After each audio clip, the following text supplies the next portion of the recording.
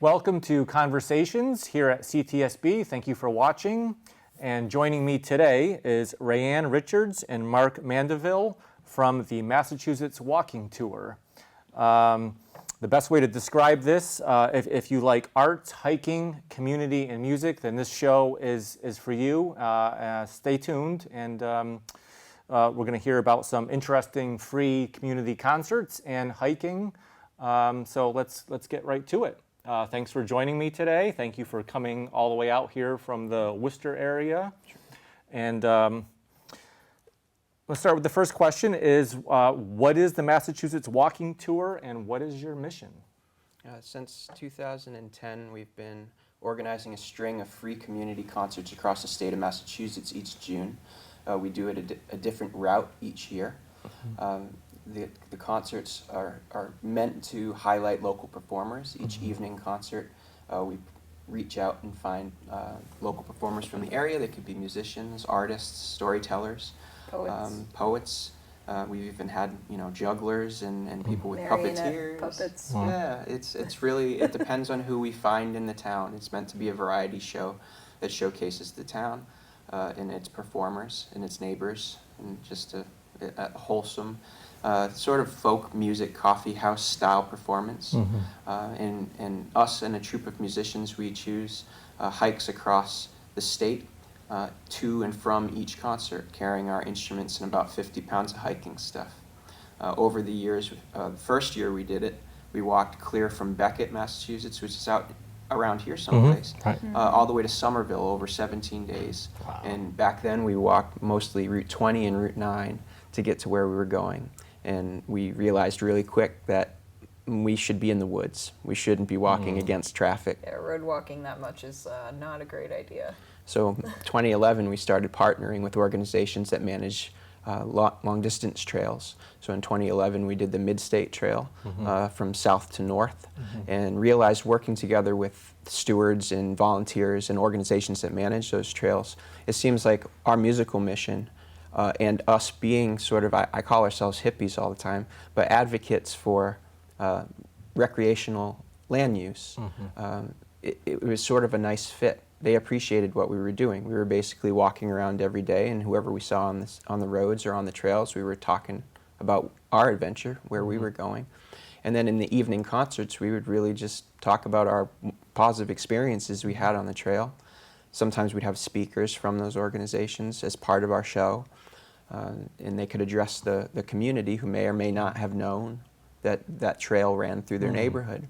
So since then, we've done that Mid-State Trail. We took 2 years and did the Bay Circuit Trail, which is the originally envisioned emerald necklace that's around Boston. Did the New England National Scenic Trail. Yeah, that goes quite far, yeah. We, over time, this has evolved, and we've been able to partner with larger organizations like the Appalachian Mountain Club, the National Park Service, Freedom's Way Heritage Area, and again, like the more of these, the trustees of reservations as well, the more of these groups that we end up working with, the more we realize we have like a very similar mission. The national parks, especially, one of their main initiatives is to connect people in place. So they have a lot of recreation areas all over the country, and they want people to have just what we described, go out and have a really good experience there that connects them to that place. And those are the people who are, hopefully in the future going to become stewards of that place and protect that place. I mean, it could literally just come down to your vote. You have power there where you can support funding for these kinds of things. So, over the years, it's grown into this, thing that we didn't see that at the beginning, but now it's definitely part of our future is just to continue to find groups that really we're both getting some mutual benefit from, and we're helping their community become more connected to this amazing resource that's right in their backyard. Okay. Yeah, our original intention was to hold one of these concerts in every town in the state of Massachusetts, and I think we've done something like 121 concerts in around 102 or 3 towns so far. So if you know the complete number of towns, it's something like 351. a lot. Wow, wow. Still got a ways to go. we got to do this We're for a going to while. knock 10 more off this year. Yeah. Yeah, no, that's an incredible number. So how did you choose the Berkshires? Oh, I mean, it's sort of easy to do. I mean, like I mentioned before, our original route that we did back in 2010 started in Beckett. So we've kind of wanted to come back out to the Berkshires for a while. And then since we've been partnering with Long Distance Trails, it was only a matter of time until we did the section that had the Appalachian Trail. And it's unfortunately come at a time where we were the most out of shape because we haven't been able. 2 years off. Yeah, we haven't been able to do this, so we haven't had the weight on us for 10 years. We were walking each summer with, and any long-distance hiker will know, your body gets used to having that. Even if there's a lapse in between, your muscle memory knows what that weight feels like. And we carry banjos and guitars and ukuleles along with 45 to 50 pounds of hiking gear, camping stuff. We have everything all on ourselves at any given time. We camp out each night. But we found, which is super positive about working in the towns along the Appalachian Trail in Massachusetts, is a lot of the towns are extremely supportive of hikers. So we're looking forward to, I guess they call it trail magic, but everybody's been extremely helpful and generous so far in just the organizing of the concerts along this route because they're so used to people coming through on foot. So we're really looking forward to that. Completely the opposite. Normally, we could be the first backpackers that people have ever seen because some of the trails we've done in the past are very urban. You know, we're in like Framingham and walking around with these big packs, and people kind of give us a sideways look like we're vagrants until they realize that we're actually there to do something really cool and really interesting, and you know that kind of opens their mind a little bit to the possibilities. But out here, it's totally different. It's kind of normal. Totally different. Kind of normal. Where we're sort of a spectacle everywhere else. You know, when we walk through central Massachusetts or the Boston area with giant backpack, we look like turtles basically, you know, walking down the street. And it's crazy looking, and people stop and stare, and it's kind of neat, wondering what we're doing, and then they see a newspaper article or a public access television program that's explaining it, and they go, "Oh, that's what that was I saw today." Yeah, we're completely used to it. I know there's a section of Dalton where you always see AT hikers. They come off the trail, they cut through town. It's a great break for them to grab some food or whatever. Then they're back on the trail. It's completely normal out here.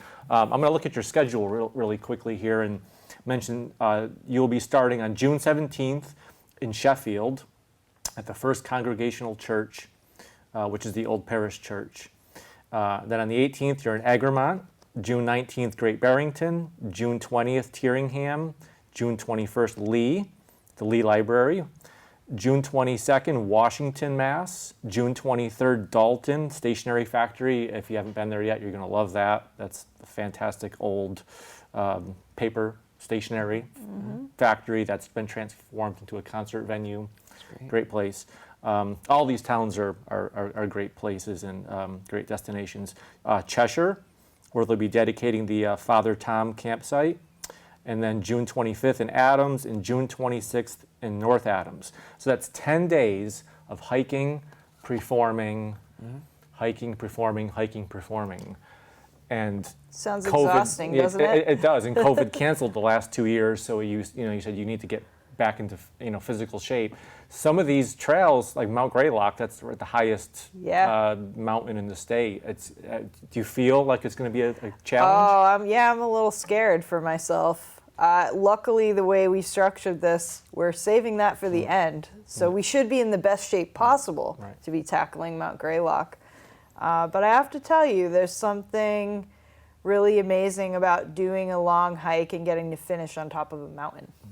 You know, that kind of climax at the end just adds, a little bit extra. In the past, we've had hikes where we were going over the Holyoke Range, and we again finished at the summit of Mount Holyoke, but it was thundering and lightning.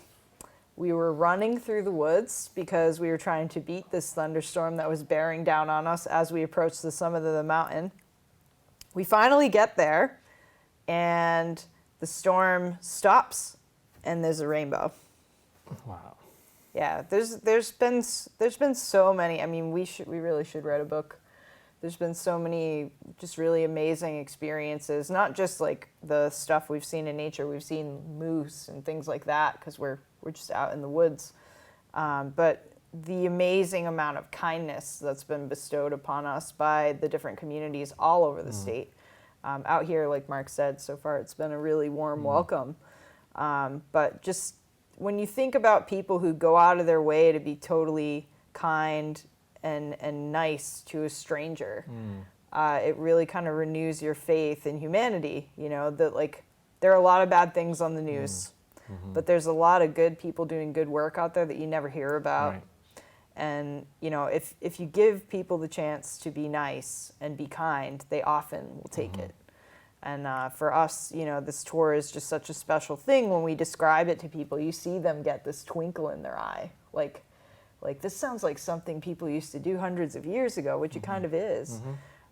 So it's nice for us to be able to go around and hopefully inspire people. Part of the reason for doing these events in little small towns instead of big music markets like Northampton is our first year out we played in a town and we were their first concert in 20 years. Oh, wow. So after hearing that, we just decided like this can't happen.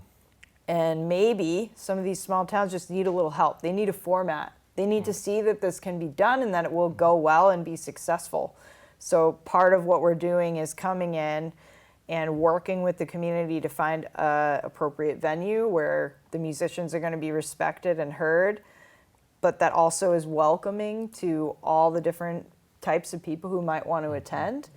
And then, you know, bringing in the locals, bringing in some conservation and land trusts and people who are kind of more on the hiking end of this, and giving them a chance to talk to the audience about what kind of work they're doing in the community.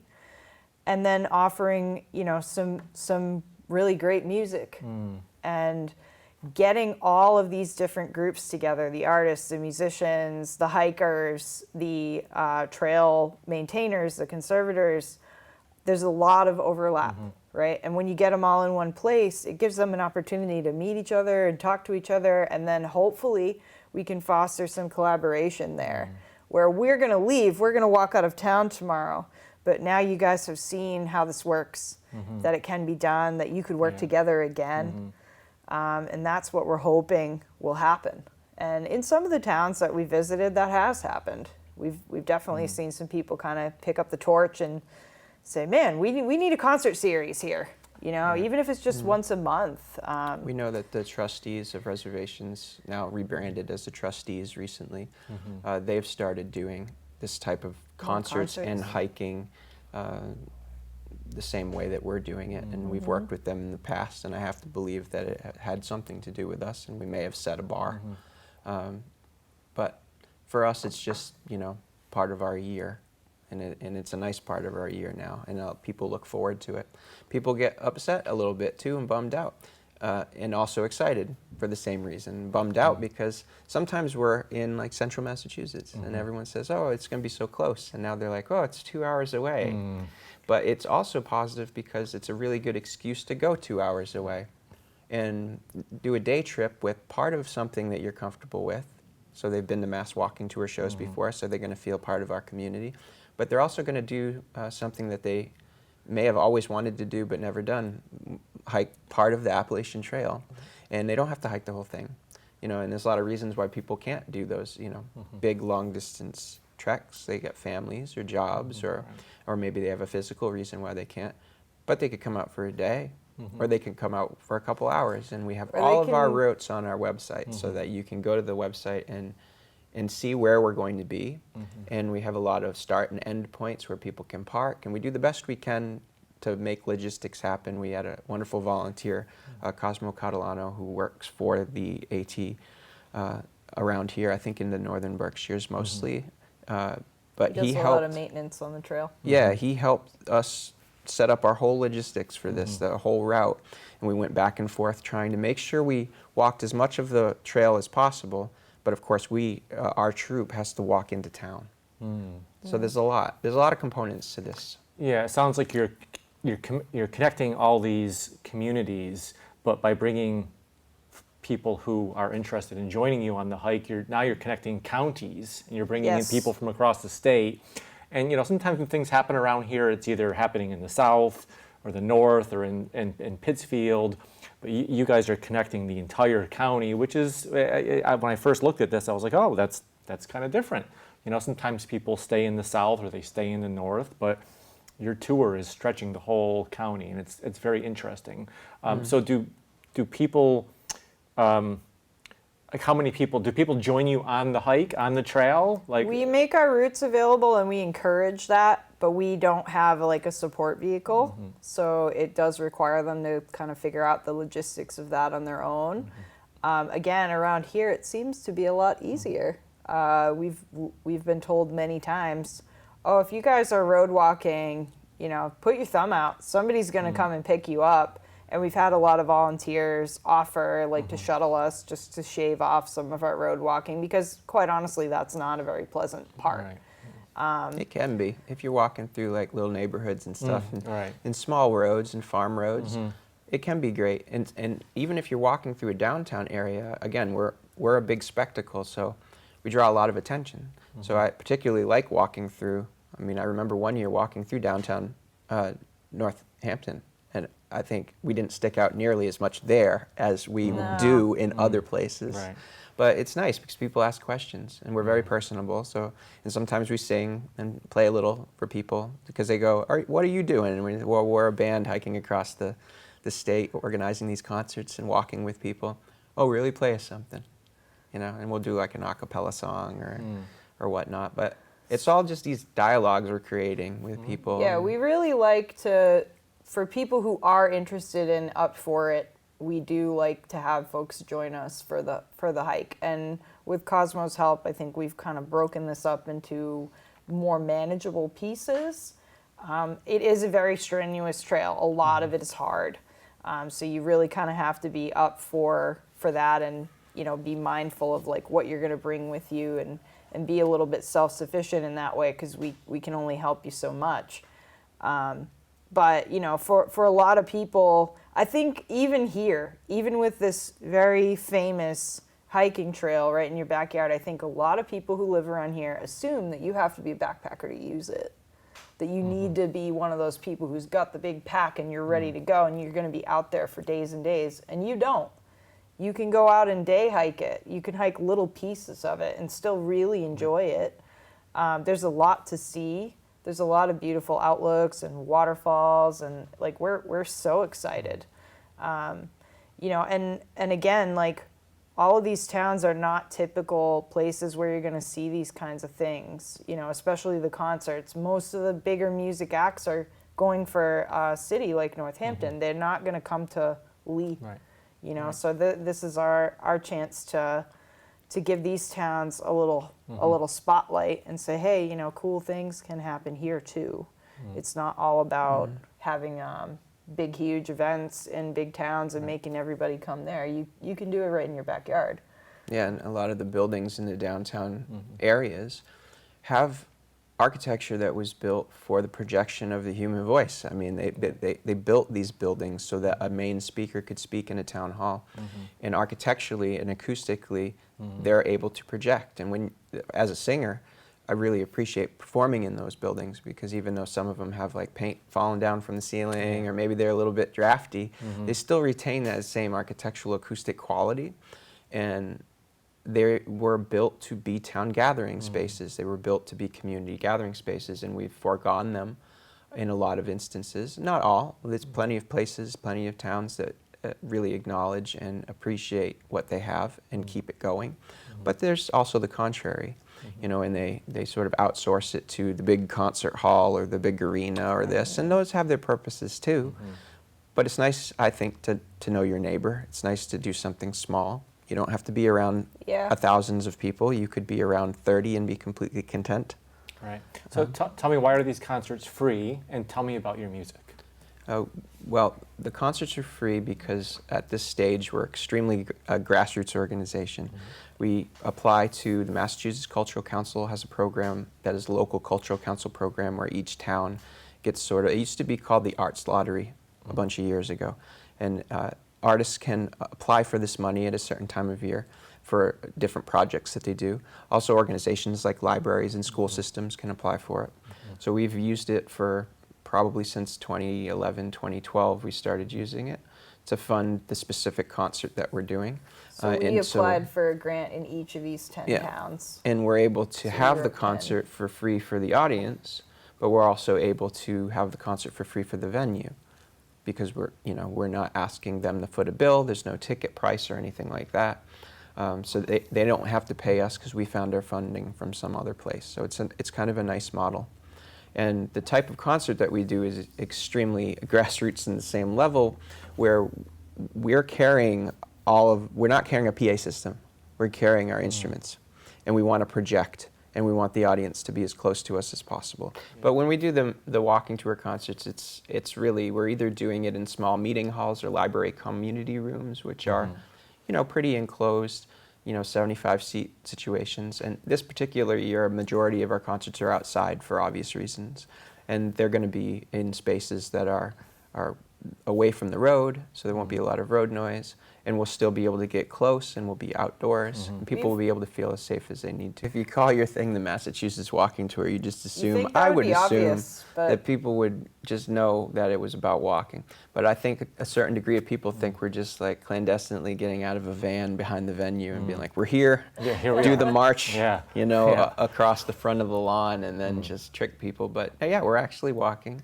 So we continued our hike past our campsite and into the woods, and it was on a new parcel that the Mount Grace Land Trust had just conserved and kind of added on to, there's 2 state forests that abut it.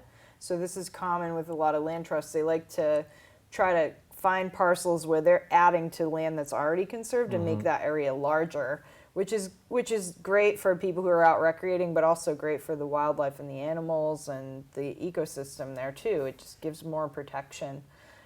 So the park rangers had literally rolled up a bunch of logs, and everyone was sitting on logs or dancing, and we were playing in the woods, right in the middle of the forest. So we really have kind of used some different like. There's been a lot of alternative concert spaces over the years that people have probably never seen that used that way before, but that doesn't mean it can't be. And the type of music we play, if that's a question that you were asking too, is, we're carrying banjos, ukuleles, a couple guitars, harmonicas, those types of things. So we're sort of like a skiffle band. It's just sort of like a homespun acoustic folk group. But each year, Raianne and I are songwriters, and we do include some songs that we've written, but predominantly we're creating a program of folk and bluegrass and old-time music that all centered around themes of walking or perseverance or community or overcoming hard times. We're selecting music that fit those themes, but also will be good for vocal numbers, because we're all singers. So we oftentimes have 3 or 4 part harmony, and some of it's got bluegrass breaks in it, but I wouldn't identify it as any particular. It's not definitely bluegrass or definitely folk. Kind of merge the acoustic arts together in that way. So the show is very kind of a variety show, like I mentioned. And we also have the local performers that are on each bill. So each particular town's program is very unique, because the people that we've asked to accompany us for the program in its entirety, including the speakers from land trust organizations, make that particular concert its own thing, and it'll be different from night to night to night. Okay, so let's listen in for a minute and enjoy, and when we come back, we're going to talk about the artwork, and then we'll wrap the show up.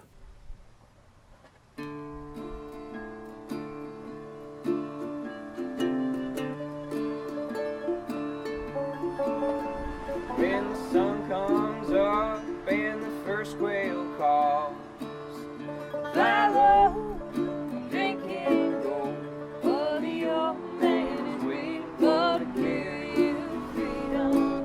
Follow the drink and go.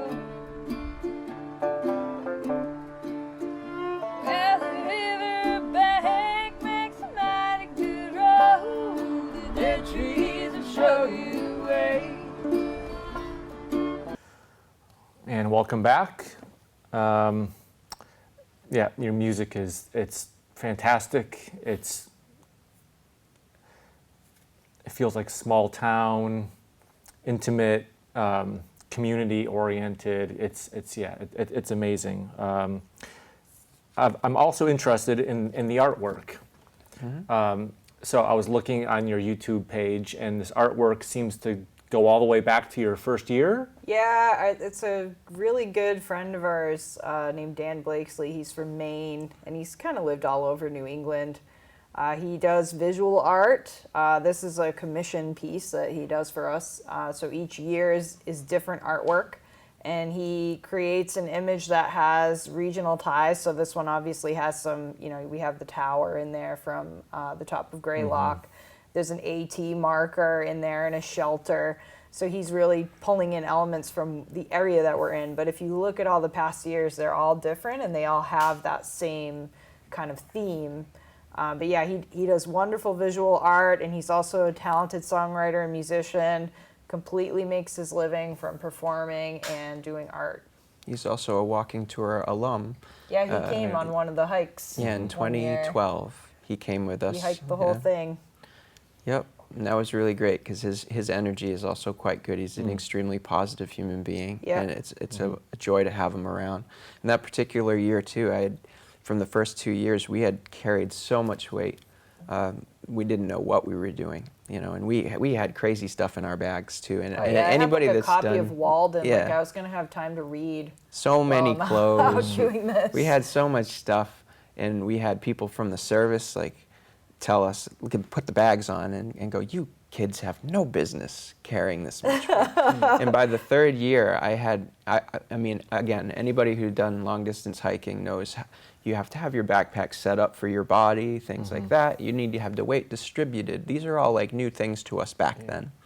And I had my hip straps so tight and had, I don't know, close to 70 pounds on my really little body, And by 2012, I basically screwed up my lower back so bad that I couldn't do the hike that year. Oh, no. Raianne could help me on stage, and I could do the concerts, but I was basically that year relegated to driving around, and I made these little arrows with our logo on them, and I went through our whole route, and I just put arrows on stuff for to these help guys. us navigate. And it was sad for me because I wanted to be part of it, but I was also needed to heal, But that was the year Dan Blakesley came with us, and I'm really glad that he did. Yeah, he said that he's never going to eat peanut butter and jelly ever again. I'm sure.